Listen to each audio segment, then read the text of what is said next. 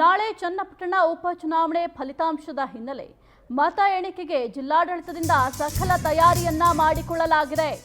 ನಾಳೆ ಚನ್ನಪಟ್ಟಣ ಉಪಚುನಾವಣೆಯ ಫಲಿತಾಂಶ ಪ್ರಕಟವಾಗಲಿದೆ. ಹಾಗಾಗಿ ಜಿಲ್ಲಾಡಳಿತ ಸಕಲ ರೀತಿಯಲ್ಲೂ ಕೂಡ ತಯಾರಿಯನ್ನ ಮಾಡಿಕೊಂಡಿದೆ. ಮತ ಎಣಿಕೆಗಾಗಿ ಜಿಲ್ಲಾಡಳಿತದಿಂದ ಸಕಲ ತಯಾರಿಗಳು ನಡೀತಾ ಇದೆ. ಜಿಲ್ಲಾಧಿಕಾರಿ ಯಶವಂತ್ ವಿ ಗುರುಕರ್ ಮಾಹಿತಿಯನ್ನ ಕೊಟ್ಟಿದ್ದಾರೆ. ಕ್ಷೇತ್ರದಲ್ಲಿ ಶಾಂತಿಯುತವಾಗಿ ಮತದಾನ ಮುಗಿದಿದೆ. ನಾಳೆ ಸರ್ಕಾರಿ ಇಂಜಿನಿಯರಿಂಗ್ ಕಾಲೇಜಿನಲ್ಲಿ ಕೌಂಟಿಂಗ್ ನಡೆಯಲಿದೆ. ಜಿಲ್ಲಾಧಿಕಾರಿ ಯಶವಂತ್ ವಿ ಗುರುಕರ್ ಅವರು ಮಾಹಿತಿಯನ್ನ ಕೊಟ್ಟಿದ್ದಾರೆ. ರಾಮನಗರದಲ್ಲಿರುವ ಸರ್ಕಾರಿ ಇಂಜಿನಿಯರಿಂಗ್ ಕಾಲೇಜಿನಲ್ಲಿ ಕೌಂಟಿಂಗ್ ನಡೆಯಲಿದೆ. ನಾಳೆ 3 ಕೊಠಡಿಗಳಲ್ಲಿ ಮತ ಎಣಿಕೆ ಕಾರ್ಯ ನಡೆಯಲಿದೆ. ಜಿಲ್ಲಾಧಿಕಾರಿ ಯಶವಂತ್ ವಿ ಗುರುಕರ್ ಅವರು ಮಾಹಿತಿಯನ್ನ ಕೊಟ್ಟಿದ್ದಾರೆ. ನಾಳೆ ಚನ್ನಪಟ್ಟಣ ಉಪಚುನಾವಣೆಯ ಫಲಿತಾಂಶ ಪ್ರಕಟವಾಗಲಿದೆ.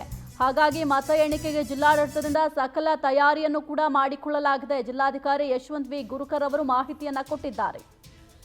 Channapatna by election counting results counting 23ನೇ ತಾರೀಕಿಗೆ ಇಟ್ಕೊಂಡಿದ್ದೀವಿ. ನಾವು ಎಲ್ಲಿ ನಮ್ಮ ಗೌರ್ಮೆಂಟ್ ಇಂಜಿನಿಯರಿಂಗ್ ಕಾಲೇಜ್ ರಾಮನಗರಲ್ಲಿ 3 ಹಾಲಲ್ಲಿ ನಡೆಸ್ತಾ ಇದ್ದೀವಿ. 2 ಹಾಲಲ್ಲಿ EVMs, 1 ಹಾಲಲ್ಲಿ ಪೋಸ್ಟಲ್ ಬ್ಯಾಲೆಟು.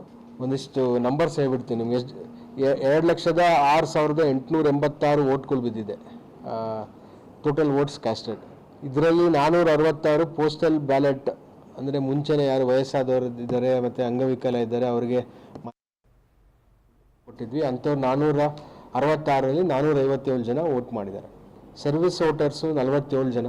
ಆ 47 ಜನದಲ್ಲಿ 12 ಜನ ನಮಗೆ ವಾಪಸ್ ಬಂದಿದೆ. ಅಂದರೆ ಇದು ಯಾರು ಆರ್ಮಿಯಲ್ಲಿ ಇರ್ತಾರಲ್ಲ ಅವ್ರಿಗೆ ETPBS ಅಂತ ಹೇಳ್ತೀವಿ, ಅದು 12 ವಾಪಸ್ ಬಂದಿದೆ 47ರಲ್ಲಿ. So totally 14 table counting table. ಪ್ರತಿಯೊಂದು ಟೇಬಲ್ಗೆ 2 ರೆಕಗ್ನೈಸ್ ರಿಜಿಸ್ಟರ್ಡ್ ಪಾರ್ಟೀಸ್ ಇರೋ ಅವ್ರಿಗೆ ನಾವು ಏಜೆಂಟ್ಗಳಿಗೆ ಕಂಪಲ್ಸರಿ ಪಾಸ್ ಕೊಟ್ಟಿದ್ದೀವಿ ಪ್ರತಿಯೊಂದು ಟೇಬಲ್ಗೆ.